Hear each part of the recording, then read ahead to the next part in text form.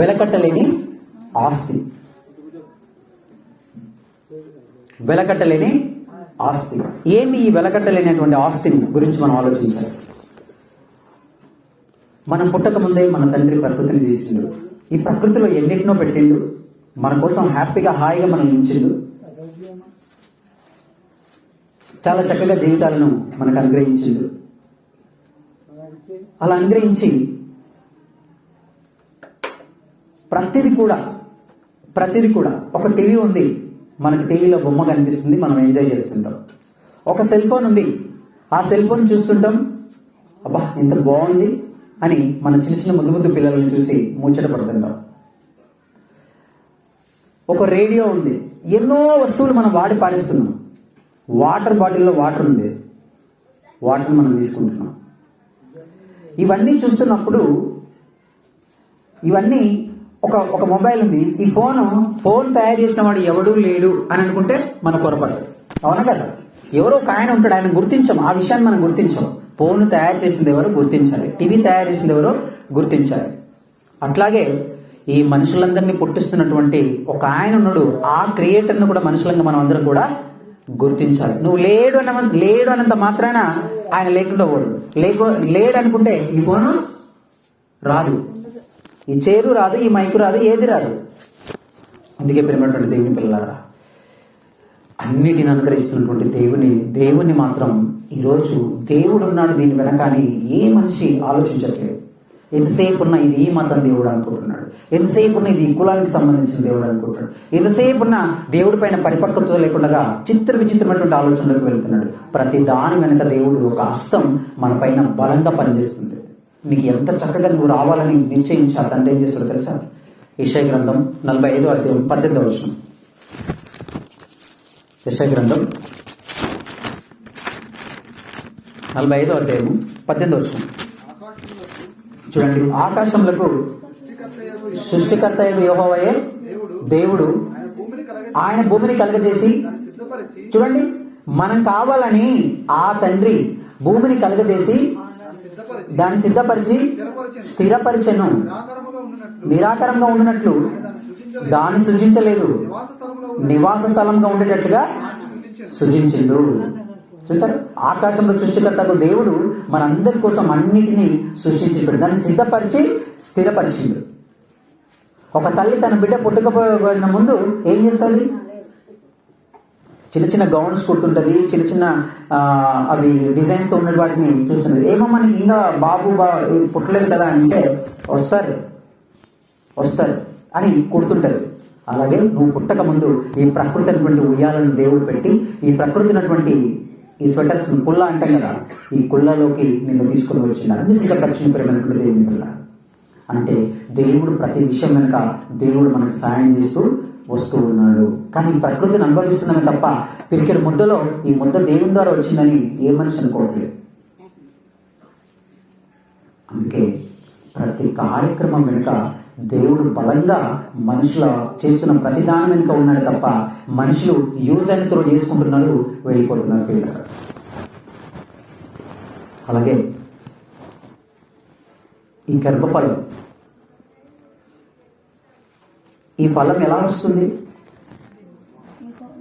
అసలు ఏంటి పరిస్థితి? ఇది తల్లిదండ్రులకు ఒక మంచి పాఠం, సమాజానికి ఒక ఉన్నతమైన విలువలు నేర్పేటువంటి పాఠాన్ని కొన్ని నిమిషాలు పరిచయం చేద్దాం. ఈ గర్భఫలం గురించి మనం బాగా తీక్షణంగా ఆలోచించగలిగితే, తండ్రి ఏంటి దీని గురించి? ఎంతోమంది పిల్లలు ఫస్ట్ ఏం చేస్తారంటే పెళ్లి కావాలని కోరుకుంటారు. అవునా కదా? పెళ్లి, అబ్బాయి అయితే అమ్మాయిని, అమ్మాయి అయితే అబ్బాయిని కోరుకుంటారు. ఆ నెక్స్ట్ ఏం కోరుకుంటారు? పిల్లలు కావాలని కోరుకుంటారు.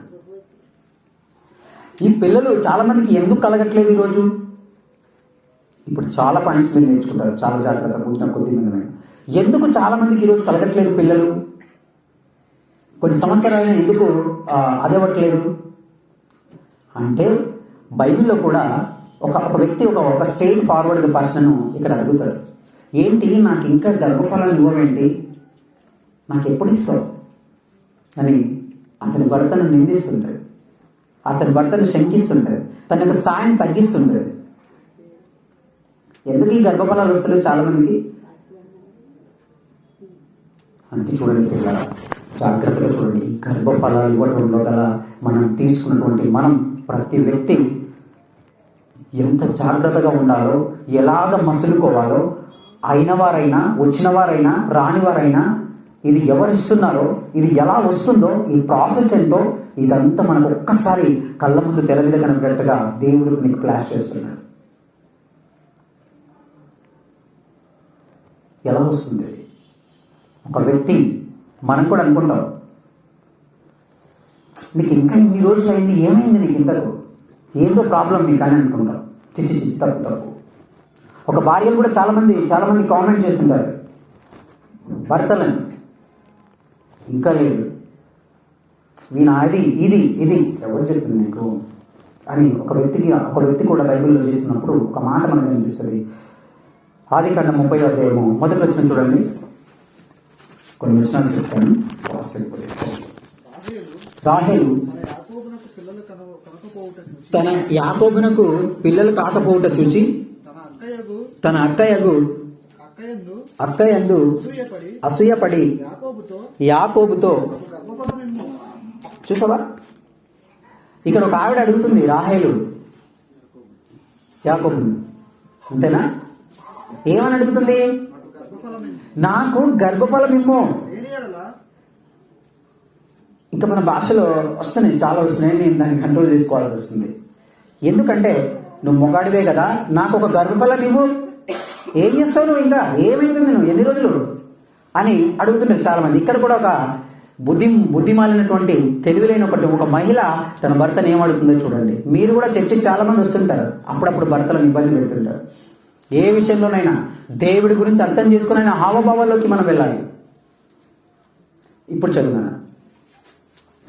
రాహేలు తాను యాకోబునకు పిల్లలు కనకపోవుట చూచి తన అక్కయందు అసూయపడి యాకోబుతో, నాకు గర్భఫలాన్నివ్వు, నాకు పిల్లలనివ్వు.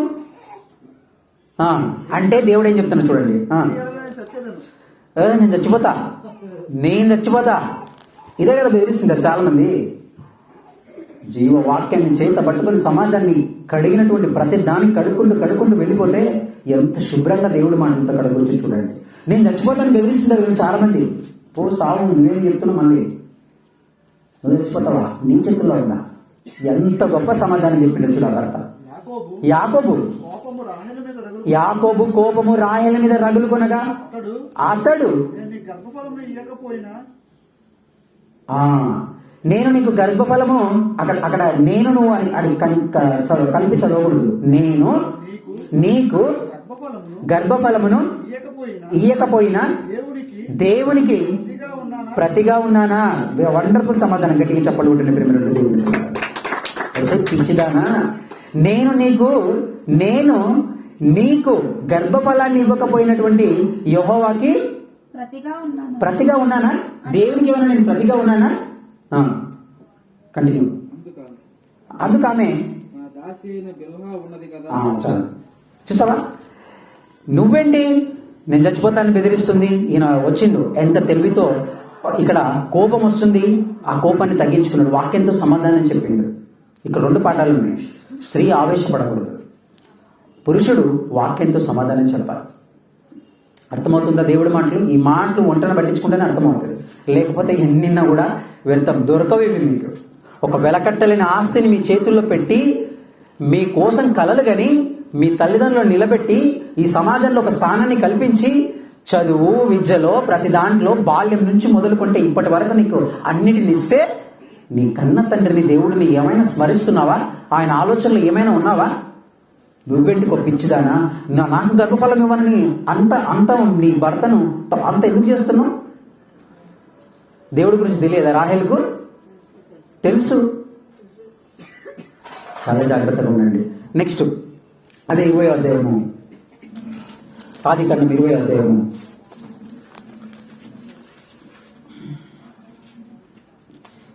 ఆదికాండము 20వ అధ్యాయం 18వ వచనం చూడండి. ఎలాగనగా అబ్రహాము భార్య అయిన శారాను బట్టి దేవుడు అబీమెలెకు ఇంటిలో ప్రతి గర్భమును మూసి ఉండని. ఇది వెలకట్టలేని ఆస్తి. ఎవ్వడు ఇవ్వలేని ఆస్తి. ఏ డాక్టర్, సైంటిస్ట్ ఎవ్వరు ఎంత మొరుపెట్టుకున్నా, ఎన్ని గుడులు గోపురాలు తిరిగినా, ఎన్ని చర్చిలు తిరిగినా, ఎన్ని మసీదులు తిరిగినా, ఎన్ని మక్కాలకు వెళ్ళినా, ఎంత ప్రేమ స్టేజ్లోకి వెళ్ళినా అసలు ఎవ్వరు ఇవ్వలేనిది యెహోవా మాత్రమే ఇచ్చేటువంటిది. డాక్టర్లు కూడా మేము చేసే ప్రయత్నం మేము చేసినాం, మీరు చూసుకోండి అని చెప్తారు పిల్లరా. అవునా? ఇక్కడ ఏమంటున్నాడు? మరొకసారి గర్భాలను మూసేది కూడా చాలా జాగ్రత్తలు. ఎక్స్ట్రా చేస్తే మూసేస్తాడు. దేవుడి దగ్గర నువ్వు నిలబెట్టుకుంటే అది అంటే మూస్తాడు ఆయన. ఒకసారి చదువున్నాను మరి మళ్ళీ. ఎలా అయినగా అబ్రహాము భార్య అయిన శారను బట్టి దేవుడు అబీమెలెకు ఇంటిలో ప్రతి గర్భమును మూసియుండెను. ప్రతి గర్భాన్ని దేవుడు మోస్తాడు. చాలా జాగ్రత్తగా ఉండాలి, చాలా జాగ్రత్తగా. మూసేది ఆయన్నే, తెరిచేది ఆయన్ని. మన ప్రమేయం ఏమీ లేదు.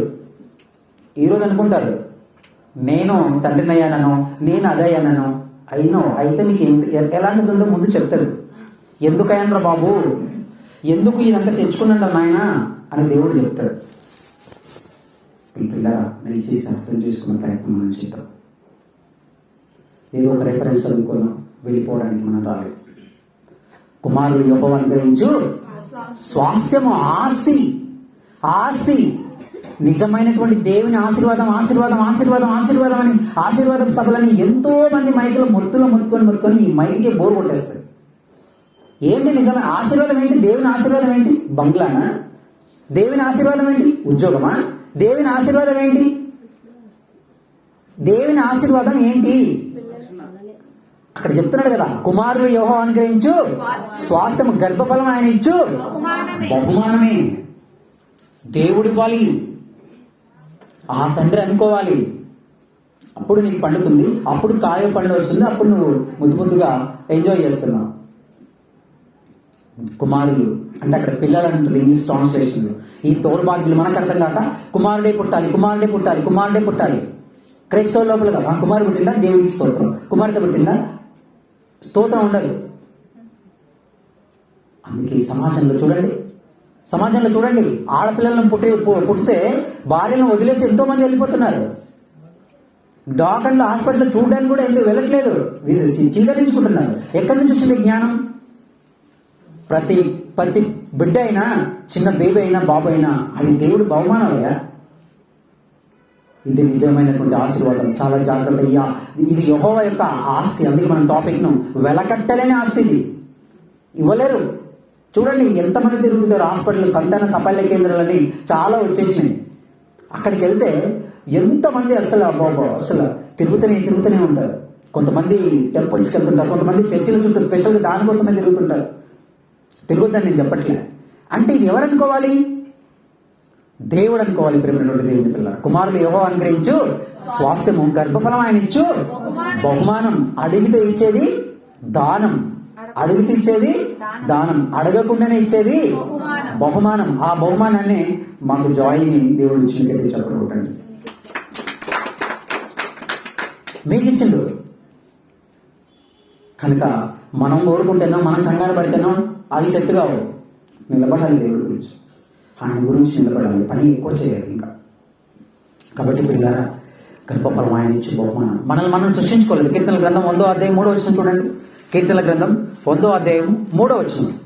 ఎంత చక్కటి దేవుని యొక్క మాటలు లేక సమాజం ఎలా పాడైపోతుందో ఒకసారి చూడండి. ప్రేమైనటువంటి దేవుడు, యెహోవాయే దేవుడని తెలుసుకునుడి, ఆయనే మనలను పుట్టించెను, మనము ఆయన వారము, ఆయన ప్రజలము, ఆయన మేపు గొర్రెలము. యెహోవే దేవుడు అని తెలుసుకోండి. పుట్టినోట్లు ఏముంటుంది కింద మనల్ని మనమే సృజించుకోనలేదు. మనం ఎవరు మనల్ని మనము సృజించుకోలేదు. ప్రేమైనటువంటి దేవుని పిల్లలు. అందుకే తయారు చేయలేనిది ఇది. ఏ మనిషి తయారు చేయలేనిది. ఒక్కసారి దీని గురించి టైం లేదు కానీ వివరిస్తుంటే ఎన్ని ఇక్కడ మొదలుకొని కింది వరకు ఒక్కొక్క చిన్న చిన్న చిన్న ఇసుకరేణువంత చిన్న అణువు కొన్ని వందల కోట్లతో ప్రయాణం చేసి ఎందుకు ఈ కాళ్ళుగా మారాలని, చేతులుగా మారాలని, కళ్ళుగా మారాలని దానికి ఎలా తెలుసు, ఏం జరుగుతుంది తల్లి గర్భంలో కటిక చీకటి కర్మకారంలో ఓ చిన్ని సముద్రం అది. సముద్రంలో ఎవరన్నా పడితే బతుకుతారా? ఆ చిన్ని సముద్రంలో చుట్టూ వాటర్ ఉంటాయి, ఆ వాటర్లో అందులో నువ్వు ఉంటావు. అసలు ఏంటిదంతా మహా అద్భుతమైనటువంటి కార్యక్రమం జరుగుతుంది. అందుకే ఇది కేవలం దేవుడు మాత్రమే ఇచ్చేది ప్రేమటువంటి దేవుని పిల్ల. ఇంకా ఎవరు ఇచ్చేది కాదు. ఇది ఇవ్వలేరు, వెలకట్టలేని ఆస్తి. నేను చాలా మంది అంటుంటారు, నాకు ఆస్తి ఉంది, బంగ్లా ఉంది, అది ఉన్నాయి, ఇవి ఉన్నాయి, నాకు ఎవరు లేరు, పిల్లలు లేరు. కనుక అందుకే మీరు అప్పుడప్పుడు పిల్లలు లేని వారి దగ్గరికి వెళ్తే వాళ్ళ బాధ మీకు ఏంటో తెలుస్తుంది. నీకు పిల్లలు ఇచ్చిన తర్వాత వాళ్ళకి ఏం చేస్తున్నారు రోజు ఈ పోటీ ప్రపంచంలో. చాలా జాగ్రత్తగా, పిల్లలు కన్నా తల్లిదండ్రులు ఇంకా ఎక్కువ ఉంది వాళ్ళకి, ఎక్కువ ఉంది. అందుకే ఈ బహుమానాలన్నీ దేవుడు చాలా కష్టపడిస్తున్నాడు, చాలా కోరిక పెట్టుకొని ఇస్తున్నాడు. ఆ కోరికను బంధం మనము కలగజేస్తున్నాం ప్రేమటువంటి దేవుని పిల్ల. కనుక గర్భఫలం దేవుడు వచ్చి బహుమానం కుమారులైన అనుగ్రహించినటువంటి ఈ స్వాస్థ్యాన్ని బాగా కాపాడాలి. నువ్వు అనుకుంటూనే రాలేదు, నువ్వు తలిస్తేనో రాలేదు, నువ్వేదో ప్రార్థన చేస్తేనో రాలేదు.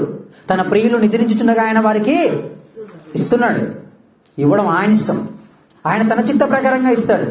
అది బాబా బేబే. కానీ ఎవరు కూడా మనం బేబే కావాలి, బాబే కావాలి, బేబీ వద్దు బాబే కావాలని ఇలాంటి రిస్ట్రిక్షన్స్ పెట్టద్దు. అలా ఎవడనంటే వాళ్ళ నుంచి వాక్యంతో కడిగేయాలి, సామాజికంగా నిలదీయాలి ప్రేమతో దేవుని పిల్ల. వరుసగా 3 ఆడపిల్లలు పుట్టిననుకోండి, నీ షాలో, నీ అమ్మమ్మ షాలో, లేకపోతే నీ నాయనమ్మ షాలో నీకొచ్చి పడింది, నిన్నెక్కడ చేసుకున్నాడు, ఇంతమందే అని చాలా మంది హాస్పిటల్లో నేను ప్రాక్టికల్గా చాలా మంది నుంచి విజిట్ చేయడానికి వెళ్ళినప్పుడు చూస్తా. అసలు ఆయన మొహం కూడా చూపించడు, తిట్టేస్తూనే ఉంటాడు. అసలు విషయం తెలియదు.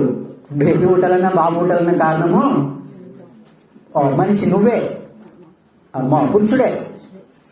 అది తెలియదు. ఆమె ఉంది జస్ట్ ఇట్లా నీకు ఇస్తుంది అంతే. ఇది ఎవరికి ఇలా చెప్తే ఎవరికి అర్థం ఎక్కట్లా. నీలో నుంచి దేవుడు ఎన్నుకొని నీలో నుంచి వెళితేనే అక్కడ కార్యక్రమం జరుగుతుంది. కనుక ఇది దేవుడి చిత్తం. మళ్ళీ బ్లాక్ కలరా వైట్ కలరా అది మళ్ళీ డిస్టిక్షన్.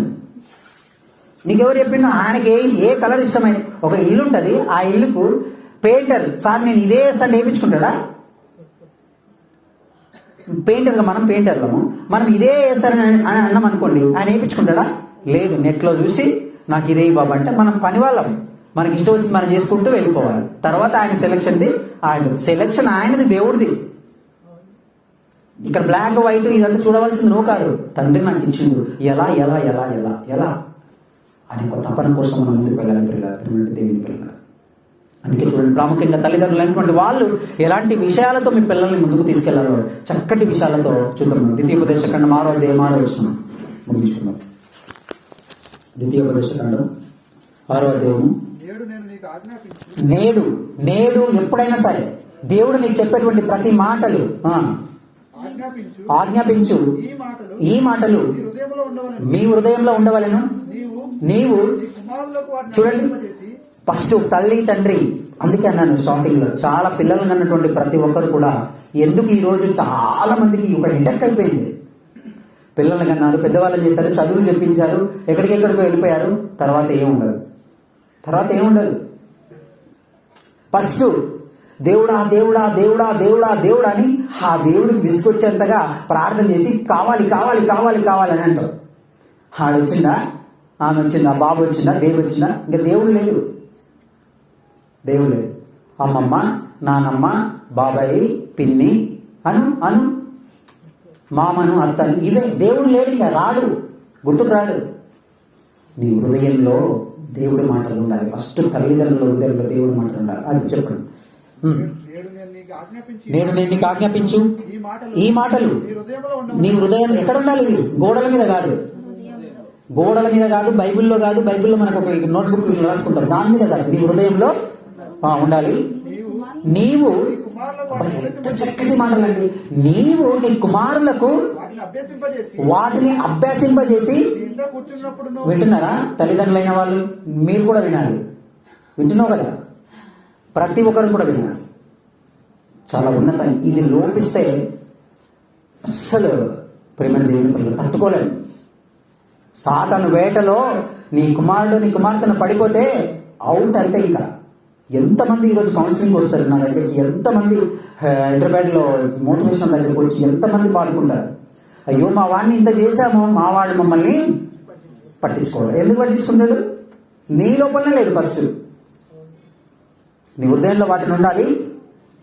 నీవు ఇంట కూర్చున్నప్పుడు, త్రోవ నడిచినప్పుడు, పండుకున్నప్పుడు, లేచినప్పుడు ఏంది ఇదంతా? వాటి గురించి ఏం చేయాలి? నాన్న దేవుడను ఎక్కడ ఉంటాడు? అక్కడ పైన ఉంటాడని చిన్న చిన్న వాడు కొద్దిగా సైకిల్ చేస్తుంటే బాగా నవ్వుతున్నాడు అనుకుంటున్నాడు. దేవుడి గురించి ఎలా అర్థం చేయించాలి? ఎంత కష్టపడితే వచ్చింది వీడు అనే ప్రయత్నం ఏమన్నా? డాడీ అను మమ్మీ అను ఆడ స్కూల్కి వెళ్తారు. స్కూల్కి వెళ్ళిన తర్వాత కూడా ఆ అంటే అమ్మ, ఆ అంటే ఆవు, ఊయల, ఊరు, ఉడత, ఇవే. ఏ అంటే యాపిల్, ఇవేనా? నీ తండ్రి యాపిల్ ఇచ్చింది నీ తండ్రి నాన్న, ఇది దేవుడు ఇచ్చింది నాన్న అని చెప్పేటువంటి సమాజంలో కరువైపోయింది దేవుని పిల్ల. అందుకే దేవుడు ముందు నీ హృదయంలో పెట్టుకోవాలి. నేర్పించని వాడికి చాలా విద్యతో కూడుకున్నది. తల్లి మొదటి టీచర్. ఈ తల్లి బాగా ఉంటే ఆటోమేటిక్గా బాగవుతారు. అలాగని చెప్పి భక్తి అని మనం సాగొట్టకూడదు. దాన్ని ఎంతవరకు చేయాలో అంతవరకే చేయాలి. ఇంట్రెస్ట్ కలిగించాలి. ఈరోజు చాలా మంది చర్చికి రాంటే పారిపోతారు. నాకు వేరే ఉందని రోడ్డు మీద తిరుగుతుంటారు బలాదూరులాగా.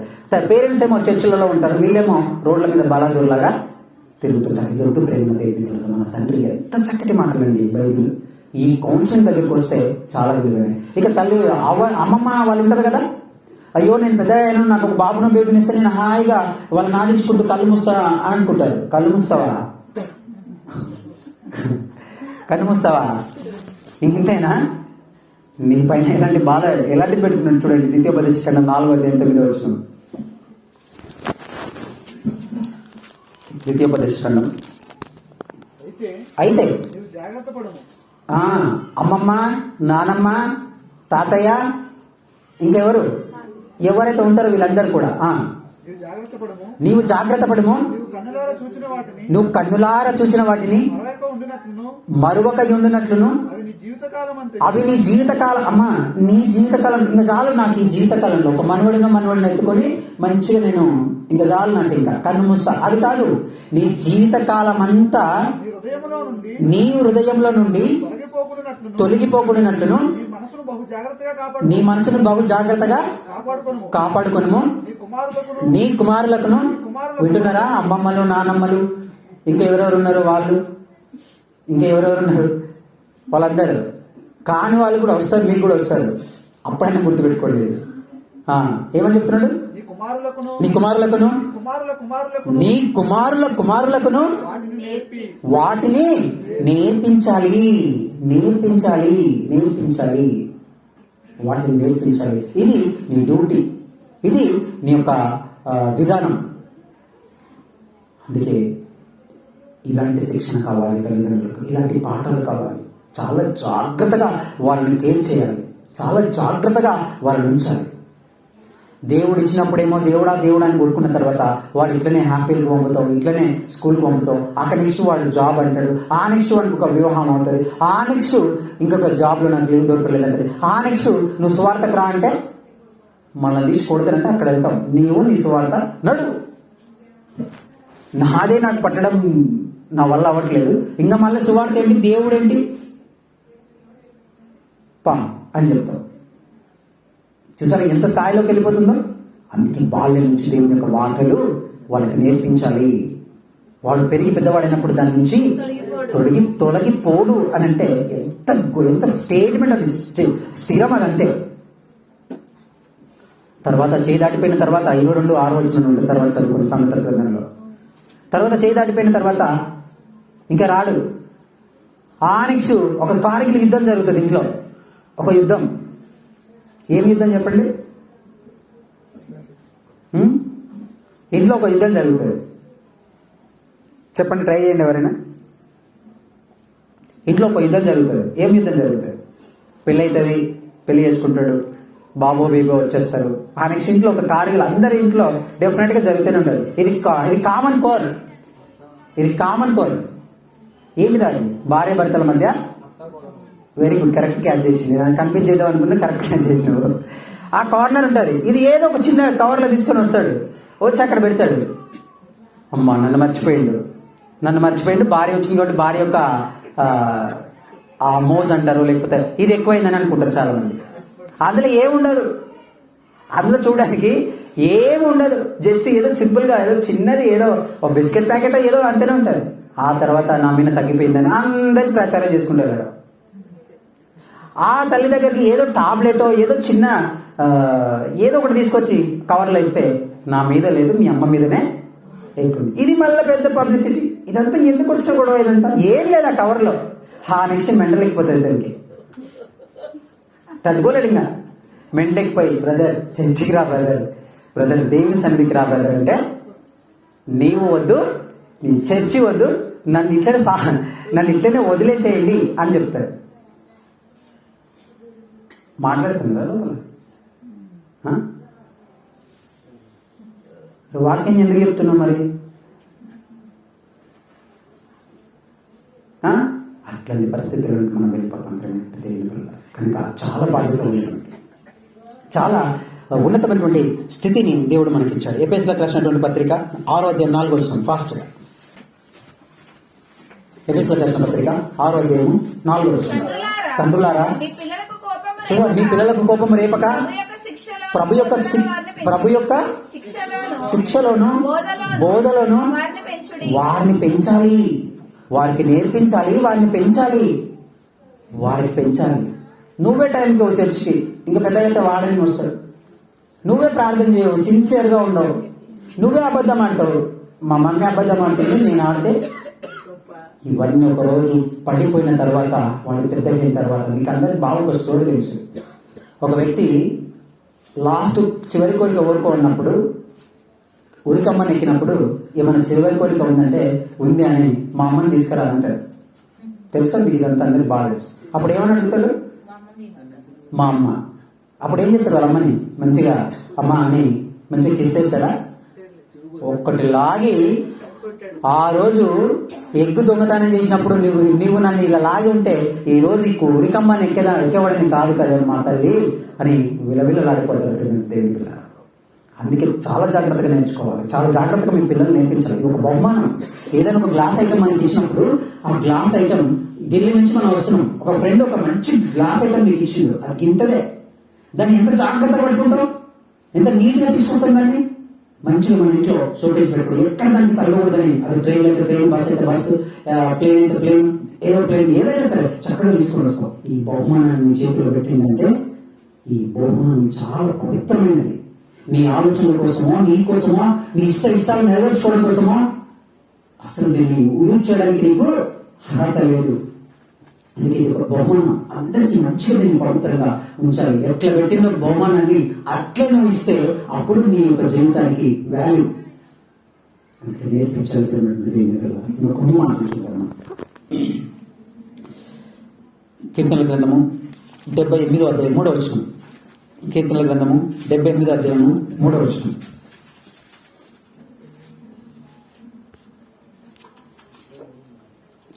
కీర్తనల గ్రంథము 78వ అధ్యాయము 3వ వచనం. మాకు తెలిసిన సంగతులను, మా పితరులు మాకు వివరించిన సంగతులను చెప్పెదను. యెహోవా స్తోత్ర క్రియలను, ఆయన బలమును, ఆయన చేసినటువంటి కృతజ్ఞతను దాచకుండా వాటిని వారి పిల్లలకు చెప్పెదము.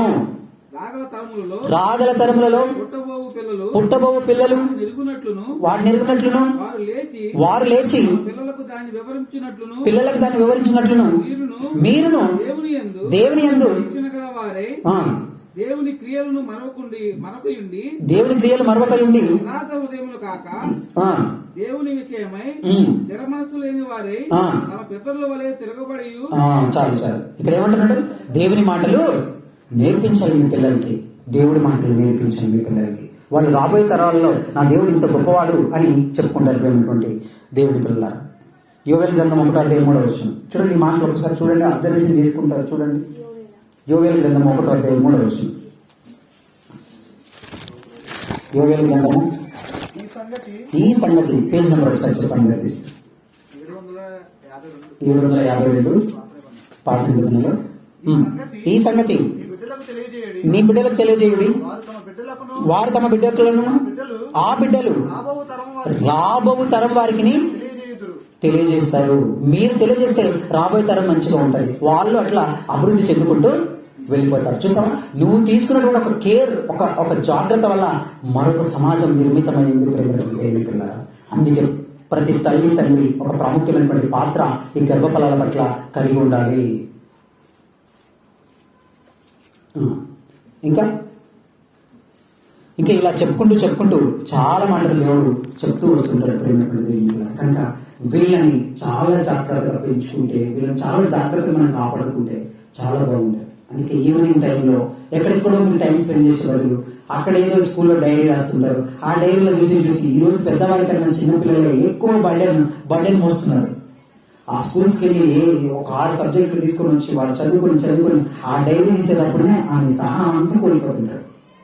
ఒక తల్లి చక్కగా మాట్లాడాలి, దాన్ని తొందరగా కంప్లీట్ చేసి మాట్లాడాలి, హెల్ప్ చేయాలి. అప్పుడు కమ్యూనికేషన్ జరిగితే అప్పుడు వాడు నీ దగ్గరికి వస్తుంటాడు.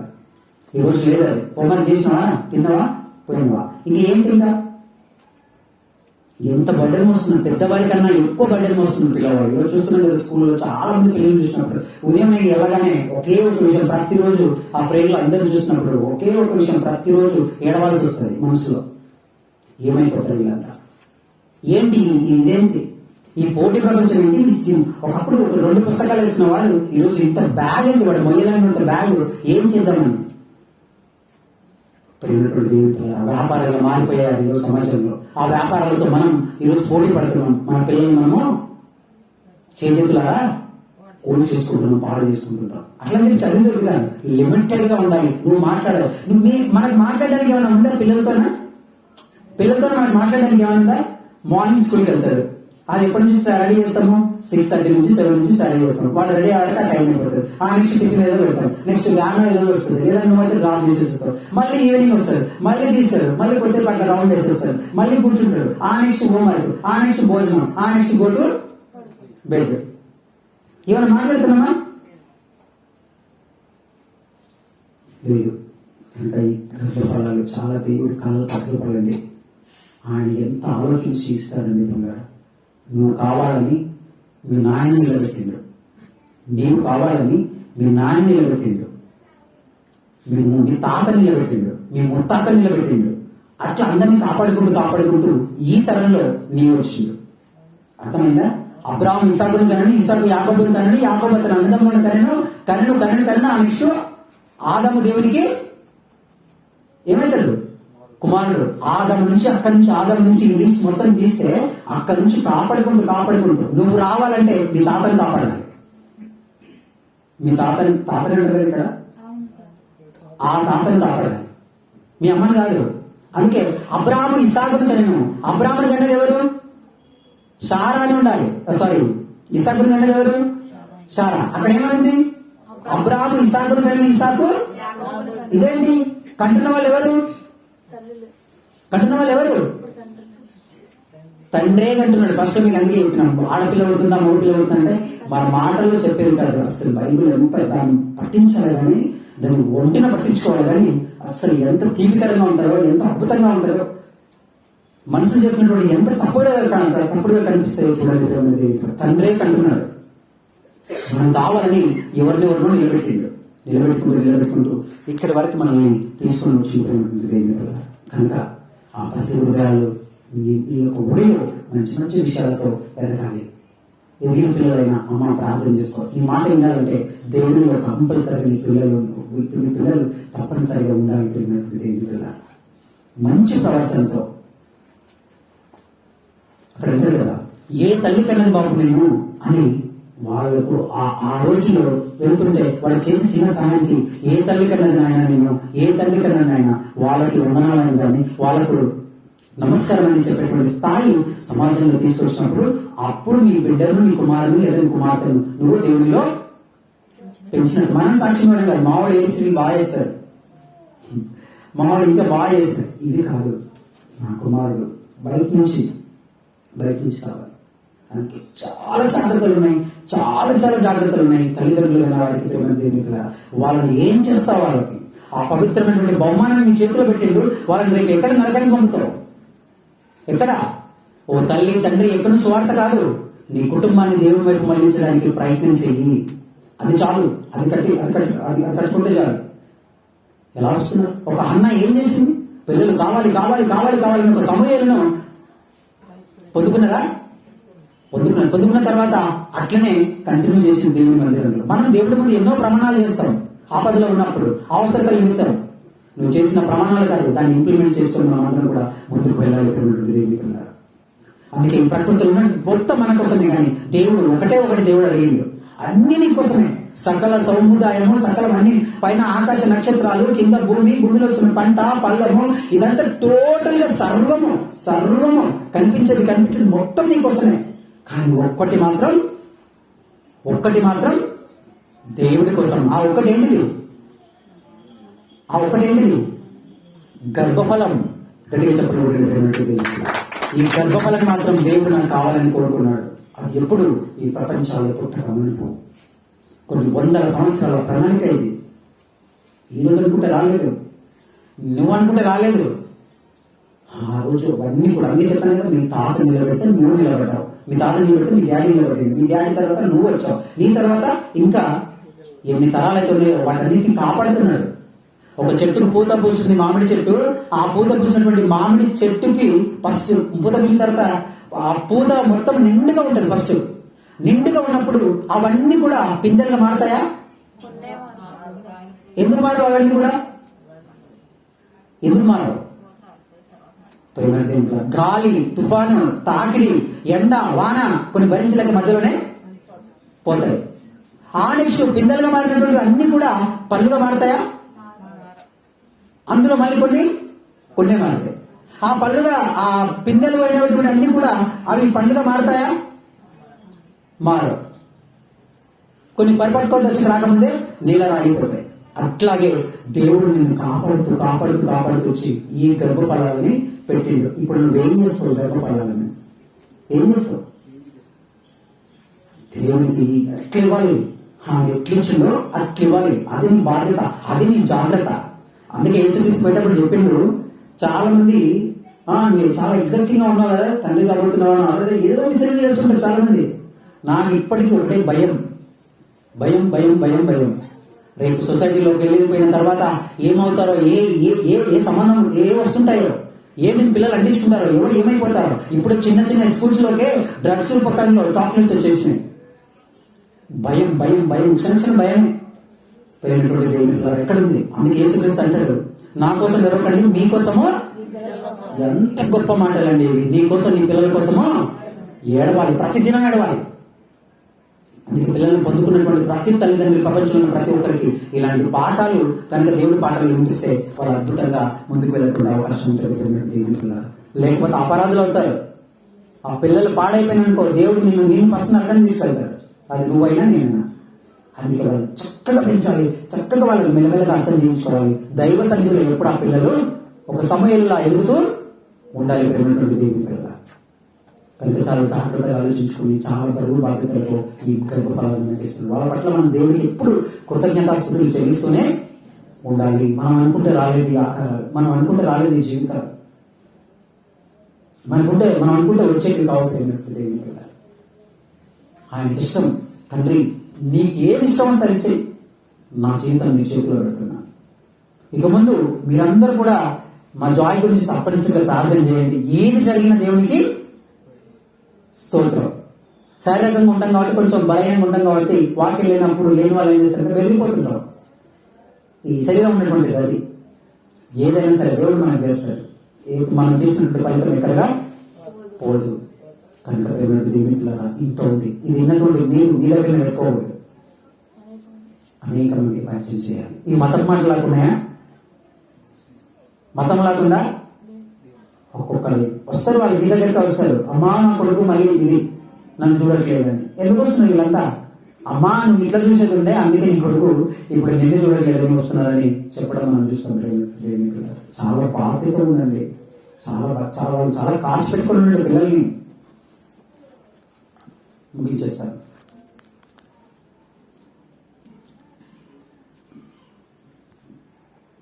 ప్రేమటువంటి దేవుని పిల్లలారా, ఒక ఆవిడ ఏం చేసిందంటే పిల్లవాడికి ఇట్లా తినిపిస్తూ ఉంది. అక్కడ టీవీ చూస్తుంది. తినిపిస్తున్నప్పుడు మధ్యలో కుక్క పిల్ల వచ్చింది. ఈ పక్కకి వెళ్ళిపోయింది చిన్నవాళ్ళు. వెళ్ళిపోయినప్పుడు ఆ తినిపించేది కుక్క పిల్ల పెడుతుంది. తెలుసలే ఆ ఫుల్ బీజ్ అయిపోయింది సీరియల్. అసలు ఆ కంటెంట్ చూసి షాకింగ్ చూసింది. ఇది అసలు ఇదేంటి ఏమంటే ఇది చిన్న కుక్క పిల్ల కూడా ఎలా మంచిగా ముద్దుగా అది కూడా తింటున్నది అయిపోతుంది. వీడు ఎక్కడ వెళ్ళిపోయింది?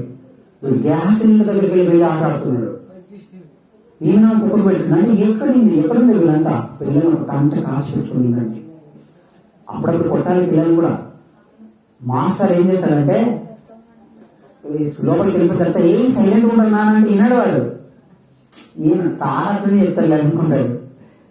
ఒక్కడిని పిలుచుకొని ఒక మంచిగా వాడిని బెదిరించి వదిలిపెట్టాం అనుకోండి, అంత సీక్రెట్ అయిపోతుంది. అందుకే చాలా చాలా నా మాటలు చెప్పాలని కొంత జాగ్రత్త ప్రతి తల్లిదండ్రుల మీద ఉంది. అది మీరు చెప్పాలి సమాజానికి. కంపల్సరీ పరిచయించాలి. ఇలాంటి కూడికలు మళ్ళీ బాగా బలంగా ఉన్నటువంటి వాటిని మీరు ఏర్పాటు చేయాలి. ఇంత మంచిది మనం ఏర్పాటు చేస్తున్నప్పుడే ఆ కరెంటు బోర్డు రాదు, ఈ మైకు రాదు, ఇంకా వేరేది రాదు. కనుక ఏదైనా చివరికి దేవుడు మనకి అనుకున్నట్టుగా విధిస్తాడు. కనుక దయచేసి చాలా జాగ్రత్తగా ఉండండి. ప్రతి ఒక్కరిని ప్రోత్సహించండి. పిల్లల కన్నా తల్లిదండ్రులు వాళ్ళ పెద్దవాళ్ళైనా సరే జాగ్రత్త. అందుకే చాలా బరువు బాధ్యతలు ఉన్నాయి. ఈ బహుమానం అయితే పొందుకున్నాం కానీ వాళ్ళని రేపు ఎలా తీర్చిదిద్దామో ప్రేమటువంటి ఏం చేస్తావు? ఒక ఇంజనీర్, డాక్టర్, సాఫ్ట్వేర్ ఎక్కడెక్కడో పంపించేస్తావు. వాడు దేవుడి సేవ కూడా వస్తున్నాడా? రాడు. ఇది కూడా వచ్చినటువంటి చిక్ ఏంటంటే బాల్యంలోనే వాళ్ళు దెబ్బతిరిగిపోతున్నారు కనుక నేను చూడరు. ఒకరోజు అనాథాశ్రమాలు ఈరోజు నిండిపోతున్నారంటే కారణం ఇది. ఒక ఉగ్రవాది ఈ రోజు తయారవుతున్నారంటే కారణం ఎవరు? ఒక కసబ్ అనేక మందిని పొట్టను పెట్టుకున్నాడు తాజ్ హోటల్లో, అక్కడ ఢిల్లీలో ఫస్ట్ కసబ్ అనేటువంటి ఆయన. మనం పెంచిన తల్లిదండ్రుల తీవ్రం చూడండి. మన దృష్టికి బాగానే కనిపిస్తారు పిల్లలు చాలా చాలా చెడిపోయేటువంటి పరిస్థితులు చాలా చాలా అందుబాటులో ఉన్నాయి. ఆ పిల్లల తల్లిదండ్రులను చూస్తుంటే ఈరోజు ఎంత బాధ కలుగుతుందంటే మా మాట వినట్లేదు, పబ్జీ గేమ్స్ కి వాళ్ళు అడిక్ట్ అయిపోయిందండి. ఏమిదంతా వచ్చింది. అందుకే మీ పిల్లలు ఎట్టి పరిస్థితులను సండే స్కూల్ డెఫినెట్గా వెళ్ళాలి, తీసుకెళ్ళాలి వాళ్ళని. కనుక ఇవన్నీ కూడా దేవుడి మాటలు. మనకి ఎవరు చెప్పారు? మన తండ్రి మనల్ని ప్రేమించి నాన్న ఇలా ఉండండి ఆయన మనసు అనేది, ఆయన మనసులో కలగలిగినటువంటి కళలు అనేకం. నీ పిల్లల గురించి ఆయన చెప్పారు, నీ గురించి చెప్పి వదిలిపెట్టవచ్చు కదా. ఎంత జాగ్రత్త తీసుకోవాలంటే అంత జాగ్రత్తగా ఉండాలి. నువ్వు మాట్లాడే మాట తీరు కూడా మారిపోవాలి.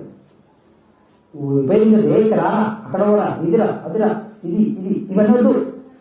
నువ్వు ఎలా మాట్లాడతావు? నీ కుమారుడు అదే నేర్చుకుంటుంటాడు. తండ్రి ఏది చేయటో చూసిన కుమారుడు అదే చేయండి. తల్లి తీరు పిల్ల అంటారు. అది ఏస్టర్ గ్రంథంలో కూడా ఉంటారు. ఏమంటారు? తల్లి ఎట్టిదో పిల్ల అట్టిదని కూడా ఉంటారు. కనుక ఇవన్నీ కూడా మనకు చాలా ఆత్మీయ పాఠాలు పిల్లలు. కనుక కృతజ్ఞత కూడికను ఏర్పాటు చేసిన వారికి మరొకసారి దేవుడు తన వాళ్ళకి బలాన్ని ఇచ్చి ముందుకు నడిపించాలని కోరుకుంటున్నాను. యాక్చువల్గా నేను వచ్చినందుకు ఏం పెట్టలేదు, సేవకుడు రావాలి. సో మనం రావాల్సింది కాబట్టి ఇది మనం ఇలా జరిగించుకుంటున్నాం ప్రేమ దేవుని. కనుక చాలా జాగ్రత్తగా ఉండండి. ఉదయం కూడా క్షేమకరమైనటువంటి కాలాన్ని దేవుడు క్షేమక సమాచారం ఎలా ఇచ్చారో ఈ రోజు కూడా మనకి ఇది కూడా అలానే అనుగ్రహించాడు. దయచేసి మిమ్మల్ని మరీ రిక్వెస్ట్ చేస్తున్నాను, ఎక్కడికి వెళ్ళినా రిక్వెస్ట్ చేస్తా, పిల్లల కన్నా తల్లిదండ్రులు అపరాధులుగా మారకూడదు. పిల్లలు చాలా చాలా ఇంపార్టెంట్. అవమానంలో మనం ఏం చేస్తామో తెలియట్లేదు, ఎట్లా మాట్లాడతామో తెలియట్లేదు. ఒక్కొక్కటి ఏం చేస్తున్నారంటే వీడియోస్ వస్తున్నాయి కదా, ఇసురు కొడితే ఆ పిల్లలు ఇక్కడి నుంచి కొట్టేస్తే ఆ మూలకే పడుతున్నారు. ఎందుకు ఇదంతా? ఏంటి ఇదంతా?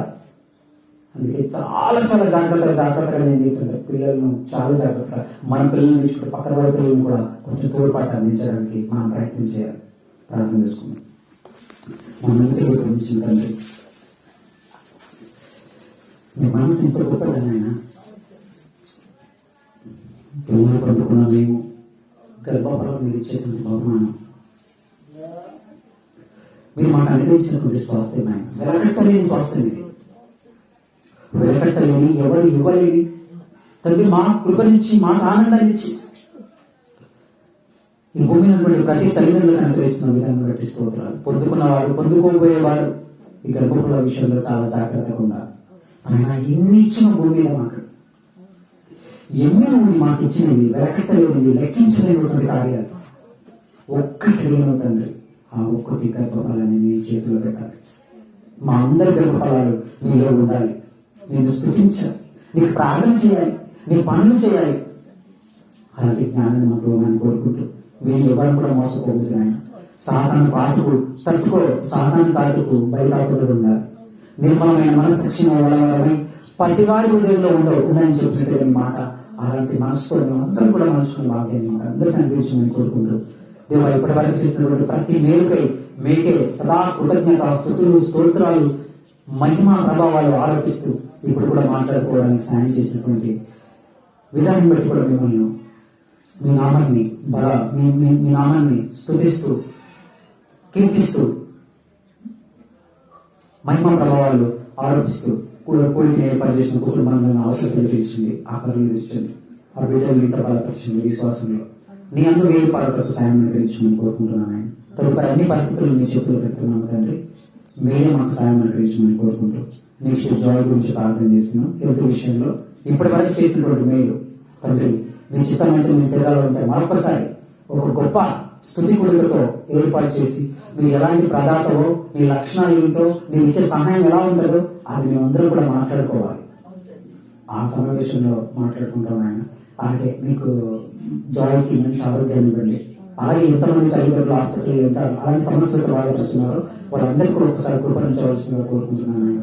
మమ్మల్ని, మా కుటుంబాలని, సంఘాన్ని, సంఘ కుటుంబాలని అందరినీ చేతులు పెడుతూ మీ చిత్తమైతే మేమందరం మా శరీరంలో ఉంటాయి. మరొక కూడికలు, మరొక నీ వాక్కులతో సమావేశమై వాక్యాన్ని దేశంలో వేడుకుంటూ వచ్చిన బిడ్డలను అందరినీ కూడా పేరు పేరున స్త్రీలను, పురుషులను అందరినీ జ్ఞాపకం ఉంచుకోవాల్సిందిగా కోరుకుంటూ వాళ్ళను మీ చేతుల్లో, మీ కంచెలో దాటకుండా కంచె వేయమని అర్థిస్తూ బ్రతుకులాడుకుంటూ మమ్మల్ని తప్పులుగా అర్థం చేసుకుంటున్న వారిని, వారి కుటుంబాలను చల్లగా కాపాడమని కోరుకుంటూ క్రీస్తు ప్రతి ప్రార్థన అడుగుతున్నాము తండ్రి. ఆమేన్. Thank you.